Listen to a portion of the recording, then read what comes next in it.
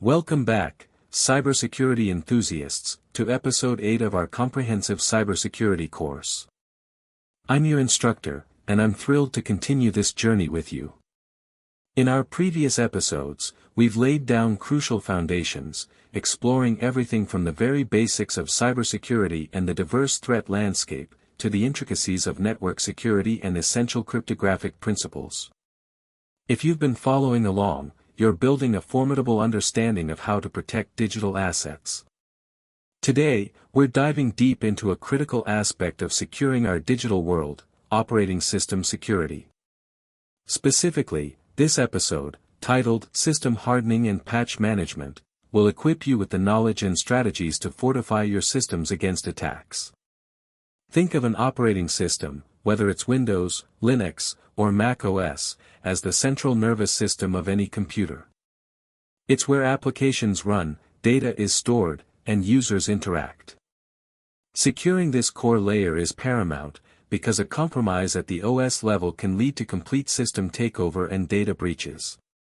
Throughout this episode, we'll uncover what system hardening truly means and why it's non-negotiable in today's threat environment.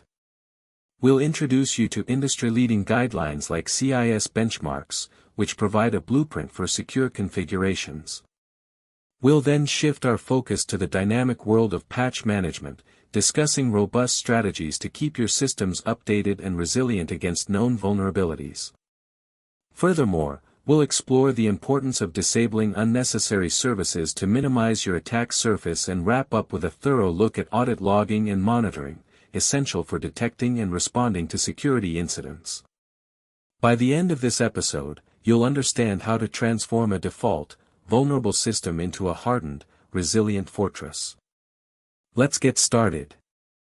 Before we delve into the specifics of hardening, let's establish a foundational concept that underpins much of what we'll discuss today: the attack surface.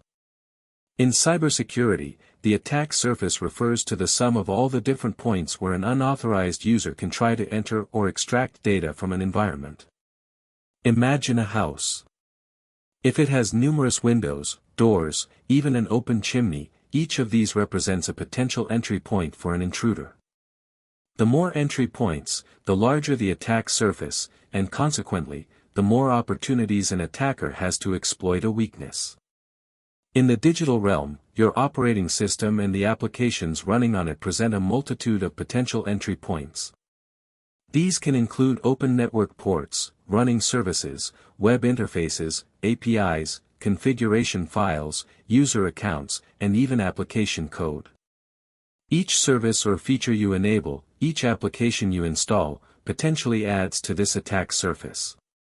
A system with many unneeded services running, default configurations, or open ports is like that house with every window and door unlocked and open. It's incredibly vulnerable. Our primary goal in system hardening is to meticulously identify and minimize this attack surface. By systematically reducing the number of potential entry points and strengthening the remaining ones, we significantly decrease the chances of a successful cyber attack. This proactive approach is fundamental to building resilient systems. Throughout this episode, remember that every technique we discuss, disabling services, patching, configuring securely, is ultimately aimed at shrinking and fortifying that attack surface. It's about making it as difficult and costly as possible for an adversary to find a way in. Another critical concept to understand as we move forward is the distinction between proactive and reactive security measures. Cybersecurity isn't just about responding to incidents after they happen, it's about preventing them in the first place. Proactive security involves implementing measures before an attack occurs to prevent or deter it. Think of it as building robust fortifications around your digital assets. This includes things like designing secure networks, implementing strong authentication, encrypting data, and critically, what we're discussing today, system hardening and effective patch management. By taking proactive steps, we aim to eliminate known vulnerabilities, reduce potential entry points, and strengthen the overall security posture of our systems. It's about anticipating threats and putting safeguards in place to mitigate them before they can be exploited. Just as a strong lock on your door is a proactive measure against theft, system hardening makes it harder for digital intruders to break in.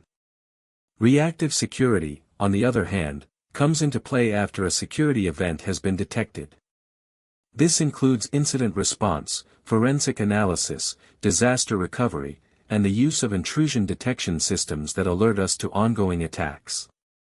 While reactive measures are absolutely essential for minimizing damage and learning from incidents, relying solely on them is like constantly putting out fires without addressing the underlying causes.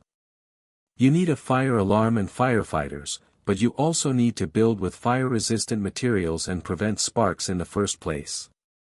The techniques we'll cover in this episode, system hardening, patch management, and even advanced logging, are predominantly proactive. They are designed to prevent attacks, identify weaknesses before they are exploited, and ensure that if an attack does occur, your systems are better prepared to resist or detect it swiftly. A balanced security strategy integrates both proactive prevention and robust reactive response capabilities. Without a strong proactive foundation, your reactive efforts will be overwhelmed. So, with our foundational concepts in place, let's concretely define system hardening.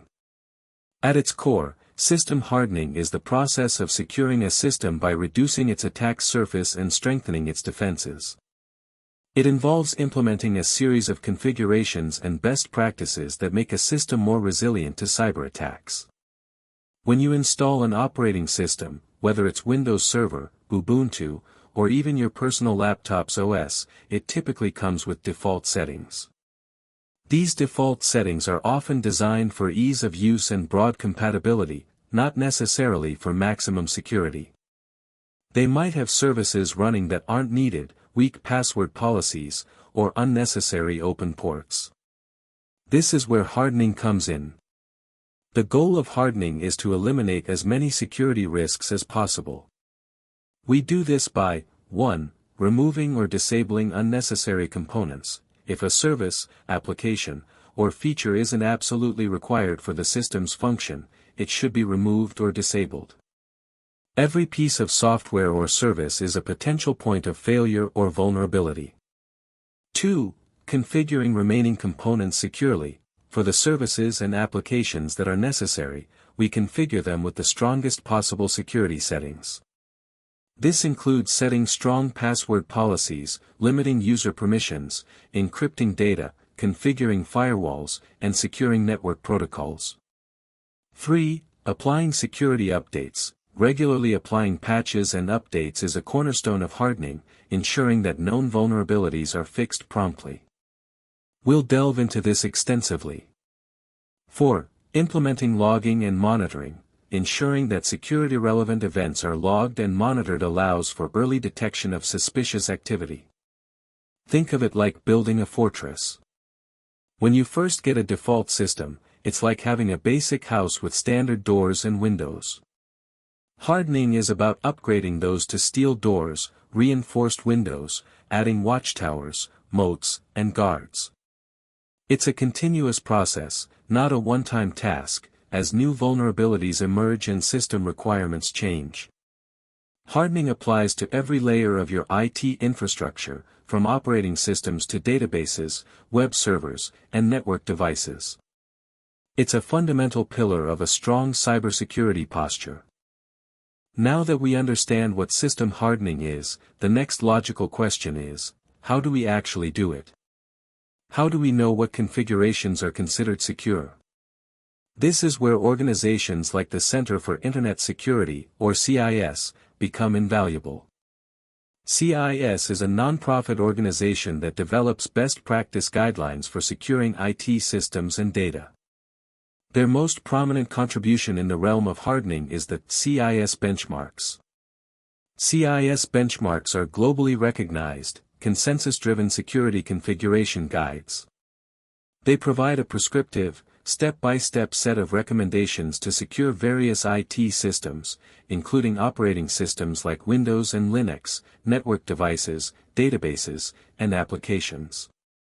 These benchmarks are developed through a collaborative effort of cybersecurity experts from around the world, ensuring they are robust, practical, and effective against current threats. Each benchmark document typically outlines hundreds of specific configuration settings, categorized by risk level and impact. For example, a benchmark for Windows Server might recommend disabling specific legacy protocols, configuring detailed audit policies, or setting password complexity requirements. They often provide detailed instructions on how to implement each recommendation, making them incredibly practical for system administrators and security professionals. The beauty of CIS benchmarks lies in their authority and comprehensiveness. By adhering to these benchmarks, organizations can significantly enhance their security posture, meet compliance requirements like PCI DSS, HIPAA, NIST, and provide a standardized baseline for secure configurations. They are not just theoretical guidelines, they are actionable checklists that allow you to objectively measure and improve the security of your systems.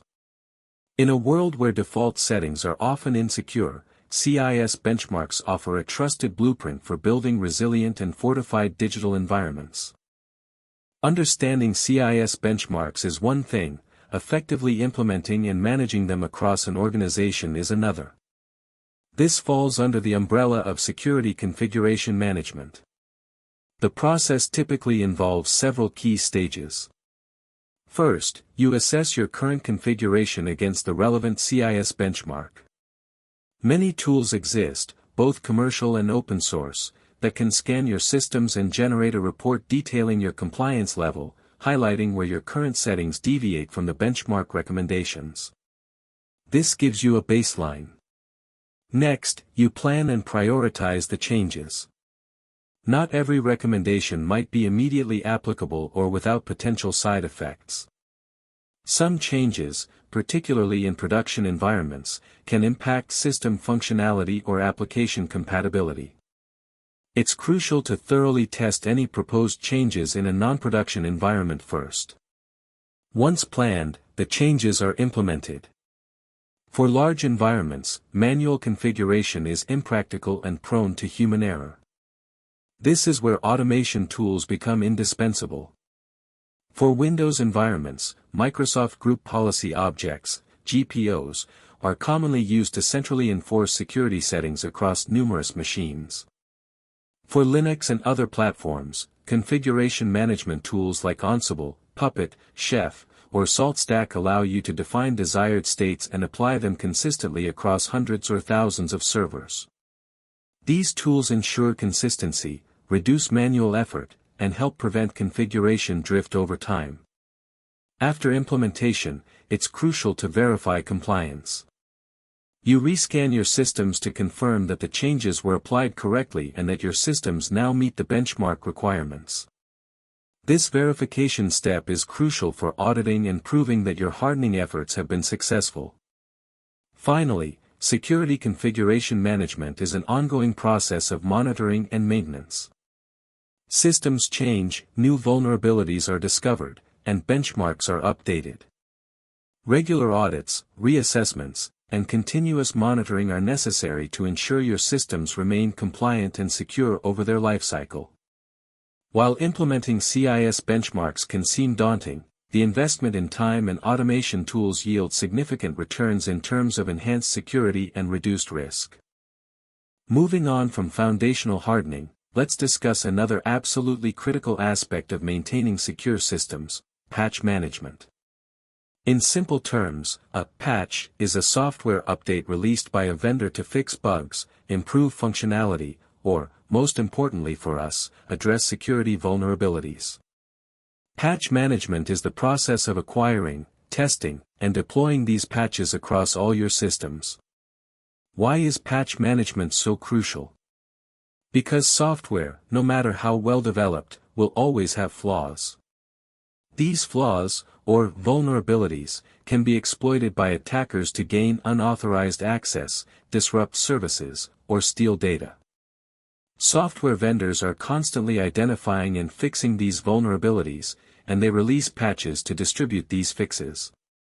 If you don't apply these patches, your systems remain exposed to known weaknesses that attackers can easily exploit using publicly available information and tools.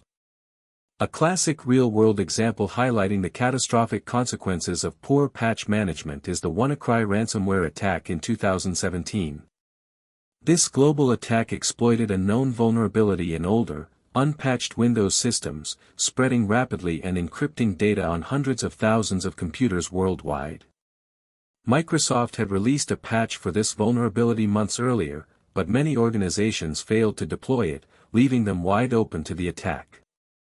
This incident alone is a stark reminder that even the most sophisticated security tools can't protect you if your fundamental operating systems and applications are unpatched. Effective patch management is not just about clicking "Update Now." It involves a systematic approach to ensure that patches are applied promptly, reliably, and without introducing new problems.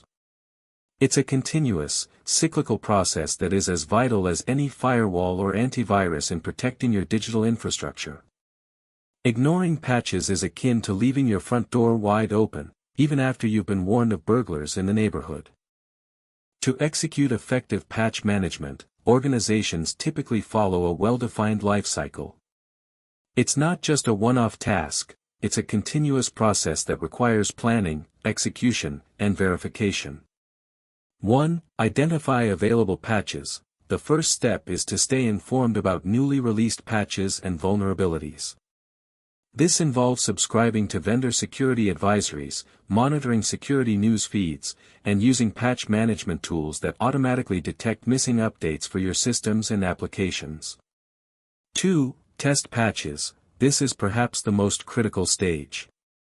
Before deploying any patch to production systems, it must be thoroughly tested in a non-production, segregated environment that mimics your live setup. Patches, while fixing one issue, can sometimes introduce new bugs, create compatibility issues with existing applications, or even break system functionality. Testing helps identify and mitigate these risks before they impact your critical operations. 3. Approve patches. Based on the testing results and an assessment of the vulnerability's severity versus the patch's stability, patches are approved for deployment. Emergency patches for critical vulnerabilities might bypass some testing stages in high-risk scenarios, but the decision should be well justified. 4. Deploy patches. Once approved, patches are deployed to production systems. For large environments, this is typically done using centralized patch management systems. For Windows, Windows Server Update Services, WSUS, or Microsoft Endpoint Configuration Manager, MECM, formerly SCCM, are common choices. For Linux, tools like Red Hat Satellite, Spacewalk, or even package managers like apt and yum with custom repositories are used. These tools allow for automated, scheduled, and staged rollouts, targeting specific groups of machines. 5. Verify and report. After deployment, it's essential to verify that patches were successfully installed on all targeted systems. This involves checking logs, rescanning for missing updates, and monitoring system health. Regular reporting on patch compliance ensures accountability and provides insights into the organization's patching effectiveness. Best practices also include having a clear patching schedule, segmenting your network for phased rollouts, e.g., patching a small pilot group first, then a larger group, then all systems, and having a rollback plan in case a patch causes unforeseen issues. Robust patch management is not just a technical task, it's a strategic imperative for maintaining a secure and stable IT environment. As we discussed earlier, reducing the attack surface is a cornerstone of system hardening. One of the most effective ways to achieve this is by rigorously disabling or removing any unnecessary services or features running on your operating systems. Every running service consumes system resources and, more importantly, represents a potential entry point or vulnerability that an attacker could exploit. If a service isn't essential for the system's function, why have it running and exposed? Consider a server that's primarily intended to host a website. Does it need to have an FTP server running? Probably not. Does it need a remote desktop service listening on the public internet if administrators can access it via a secure VPN or jump host? Again, unlikely. Common examples of services often found running by default but frequently unnecessary in many scenarios include FTP, File Transfer Protocol, and Telnet. These are insecure legacy protocols for file transfer and remote access that transmit data in plain text. They should almost always be replaced with SFTP/SCP or SSH. SMB, Server Message Block, on publicly facing machines, while essential for Windows file sharing within a private network, exposing SMB to the Internet is a common vector for ransomware and other attacks. Unnecessary web servers. If a server isn't primarily a web server, disabling any default IIS or Apache instances reduces its exposure. How to identify and disable. On Windows systems, you can manage services via the Services console, services.msc. Here, you can review each service, understand its function, and change its startup type to disabled or manual if it's not required. You can also stop currently running services. For broader control, group policy can be used to disable services across an entire domain. On Linux systems, the systemd command, for systems using systemd, which is most modern distributions like Ubuntu, CentOS, Fedora, is your primary tool. You can list all services with systemd list unit files, type equals service. To disable a service from starting at boot, you use sudo systemd disable service name. To stop it immediately, sudo systemd stop service name. Before disabling any service, always research its purpose and assess its dependencies to ensure you don't inadvertently break critical functionality. A good rule of thumb: if you don't know what it does or if it's not explicitly required for your system's role, investigate it. By systematically turning off these digital lights that don't need to be on, you significantly darken your system's attack surface and make it a much less attractive target for adversaries. While hardening and patching are proactive measures to prevent attacks, no system is 100% impenetrable. Therefore, the ability to detect when an attack does occur, or when suspicious activity is underway, is absolutely vital. This is where audit logging and monitoring come into play. Audit logging is the systematic recording of security-relevant events that occur on a system. These events can include failed login attempts. Multiple failed logins could indicate a brute force attack. Successful logins, tracking who logged in, when, and from where. Privilege escalation attempts, monitoring attempts to gain higher access rights. File access and modification, who accessed or changed critical files. System reboots or shutdowns, unexpected restarts can be a sign of trouble. Service startup and shutdown, monitoring for unauthorized service changes. Firewall rule changes, any alteration to network security policies. The why behind logging is multifaceted. 1. Detection. Logs provide the raw data needed to detect suspicious patterns and alert security teams to potential incidents. 2. Forensics and investigation. In the event of a breach, logs are indispensable for understanding what happened, how the attacker gained entry, what actions they took, and what data might have been compromised. They act as a digital breadcrumb trail. 3. Compliance. Many regulatory frameworks and industry standards, like PCI DSS, HIPAA, GDPR, NIST, mandate specific logging requirements for auditing and accountability purposes.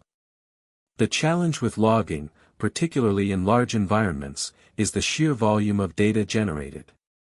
A single server can generate thousands of log entries per day. Manually sifting through these logs is impossible. This leads us to the need for effective monitoring solutions, which we'll discuss next.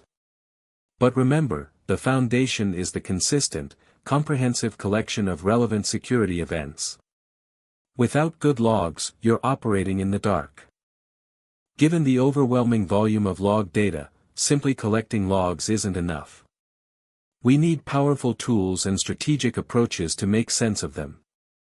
This is where security information and event management (SIEM) systems become indispensable. A CM system is a centralized platform designed to collect, normalize, aggregate, store, and analyze security logs and event data from various sources across an organization's IT infrastructure, including operating systems, applications, network devices, and security tools like firewalls and intrusion detection systems. Here's how CMs leverage audit logs: log aggregation. They pull logs from disparate sources into a single, unified repository. Normalization. They convert different log formats into a common structure, making analysis easier. Correlation. This is a key feature.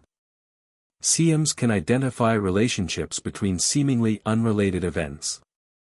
For instance, a failed login attempt on one server, followed by a successful login from a different IP address on another server, and then a privilege escalation attempt, all correlated, could indicate a sophisticated attack that might be missed by looking at individual logs. Alerting. Based on predefined rules and anomalous behavior detection, CMs can generate real-time alerts when suspicious activities or security incidents are identified, notifying security analysts to investigate. Reporting and forensics. They provide powerful search and reporting capabilities crucial for compliance audits and incident investigations. Best practices for logging and monitoring. 1. Define what to log. Don't just log everything. Focus on security-relevant events, but also ensure you have enough context. Refer to compliance mandates and security best practices for guidance. 2. Centralize logs. Send all logs to a central CM or log management solution. This prevents attackers from tampering with local logs to hide their tracks and simplifies analysis. 3. Implement robust alerting. Configure alerts for critical security events, e.g., administrator account changes, multiple failed logins, malware detections, unauthorized access attempts. 4. Regularly review logs. Even with automated alerting, human review of logs and CM dashboards is crucial to spot subtle anomalies or new attack patterns. 5. Secure the logging infrastructure. The CM itself and the log collection agents must be secured against tampering or compromise. 6. Establish a baseline. Understand what normal activity looks like in your environment. This helps in identifying deviations that might indicate an attack. Effective logging and monitoring are the eyes and ears of your security operations center. They are your best chance to detect threats that bypass your preventative controls and to respond effectively when incidents occur. To truly grasp the critical importance of patch management, let's examine one of the most infamous cyber incidents in recent history, the 2017 Equifax data breach. This incident serves as a stark, real-world example of how a failure in patch management can lead to catastrophic consequences. Equifax, one of the largest credit reporting agencies in the United States, suffered a massive data breach that exposed the personal information of approximately 147 million people, including names, social security numbers, birth dates, addresses, and even some driver's license numbers. The financial and reputational damage to Equifax was immense, leading to executive resignations, significant legal penalties, and a profound erosion of public trust. The root cause of this monumental breach was an unpatched vulnerability in the Apache Struts web application framework, specifically, CVE 2017-5638, which was used by Equifax in one of its consumer-facing portals. The vulnerability was publicly disclosed, and a patch was made available by the Apache Foundation in March 2017. However, Equifax failed to apply this critical patch to their vulnerable systems. For an alarming period of 2 months, from March to May 2017, their systems remained exposed. Attackers exploited this known, unpatched vulnerability to gain initial access to Equifax's network. Once inside, they were able to navigate deeper into the network, access multiple databases, and exfiltrate vast quantities of sensitive consumer data for nearly 2 months before the breach was finally detected in July. This incident vividly illustrates several key points: the urgency of patching. Even a few days or weeks of delay in applying a critical patch can create a wide-open window for attackers.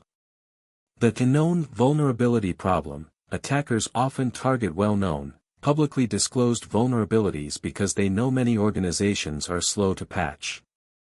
The cascading effect, a single unpatched flaw can be the entry point for a much larger, more devastating breach.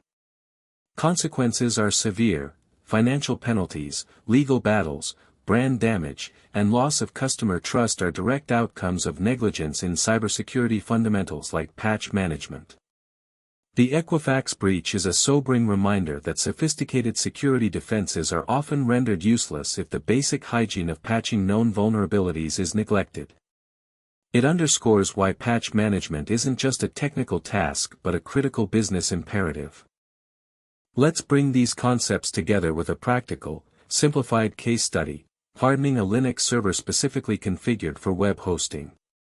Imagine you've just provisioned a new Ubuntu server from a cloud provider. By default, it's functional but far from secure. Here's a streamlined approach to harden it. 1. Initial setup and updates. First, immediately update all packages, sudo apt update and sudo apt upgrade. This ensures your base system is running the latest patched versions. Change the default SSH port from 22 to a non-standard high port, e.g., 2222. This won't stop a determined attacker but significantly reduces automated scanning. Disable root login via SSH, edit/etc/ssh/sshd_config and set permit root login no. Always use a regular user account and sudo for administrative tasks. Implement strong password policies and enforce key-based authentication for SSH instead of passwords. 2. Disable unnecessary services. Check for services that aren't needed for web hosting. For instance, if you're not using it as an email server, disable postfix or sendmail. If you're not allowing external FTP, disable vsftpd or proft. Use system to list unit files, type equals service to list services, then sudo system to disable the service name and sudo system to stop service name for unnecessary ones. 3. Install and configure a firewall. Most Linux distributions come with uncomplicated firewall, or firewalled. For web hosting, you'd configure it to only allow incoming traffic on ports 80, HTTP, 443, HTTPS, and your custom SSH port, e.g., 2222. All other incoming ports should be blocked. Commands like sudo allow 80/TCP, sudo allow 443/TCP, sudo allow 2222/TCP, then sudo enable. 4. Audit logging and monitoring. Ensure robust logging is enabled. Linux systems typically log to /var/log/. Review critical logs like /var/log/auth.log for authentication attempts and /var/log/syslog for general system messages. Consider installing a log aggregation agent, like FileBeat or Syslogging, to send these logs to a central CM for analysis and alerting, as discussed earlier. This provides a single pane of glass for monitoring security events across multiple servers. Implement fail2ban to automatically block IP addresses that show malicious behavior, like multiple failed SSH login attempts.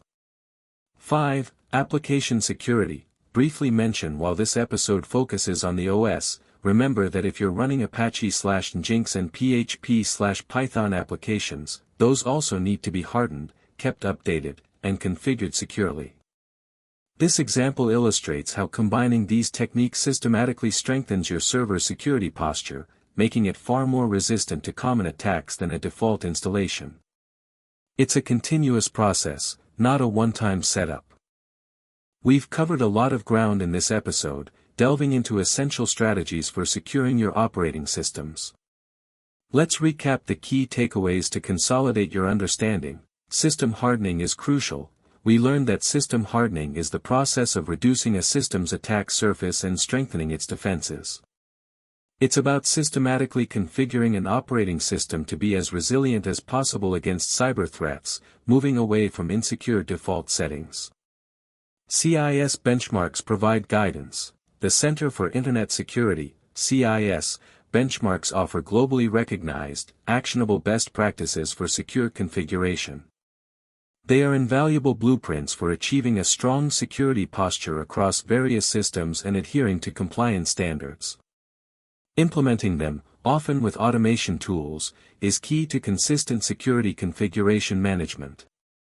Robust patch management is a must. We explored the critical importance of patch management, the systematic process of acquiring, testing, and deploying software updates. Neglecting patches leaves systems vulnerable to known exploits, as tragically demonstrated by the Equifax breach. A structured patch management lifecycle, including testing and verification, is essential. Disable unnecessary services. A fundamental hardening technique involves identifying and disabling services or features that are not essential for a system's intended function. This significantly reduces the attack surface by closing potential entry points that attackers could exploit.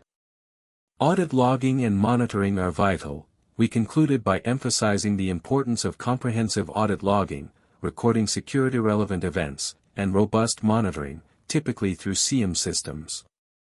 These practices are indispensable for detecting suspicious activities, performing forensic investigations, and maintaining compliance. Logs are your digital eyes and ears, without which you operate in the dark. Together, system hardening, diligent patch management, and continuous logging and monitoring form a powerful defensive triad against the vast majority of cyber threats targeting operating systems. These are not optional extras, they are foundational elements of any effective cybersecurity strategy. And with that, we wrap up episode 8 on system hardening and patch management. You've now gained critical insights into transforming a vulnerable system into a hardened stronghold. This knowledge is not just theoretical, it's immediately applicable in protecting your personal devices and understanding enterprise-level security practices. As we continue to build our complete cybersecurity framework, we'll move from securing the core operating system to another equally critical layer, user access management and authentication. In episode 9, we'll explore how to control who can access your systems and data, delving into topics like strong authentication, multi-factor authentication, MFA, role-based access control, RBAC, and identity and access management, IAM, systems. It's all about ensuring that only the right people have the right access, at the right time. If you found this episode informative and valuable, please hit the like button. It truly helps our course reach more aspiring cybersecurity professionals. Don't forget to subscribe to the channel and turn on notifications so you don't miss any future episodes of this comprehensive course. Your comments and questions are always welcome. I love engaging with you and seeing your progress. Share this video with anyone you think would benefit from this knowledge. Thank you for being a part of this journey. Stay curious, stay vigilant, and I'll see you in episode 9.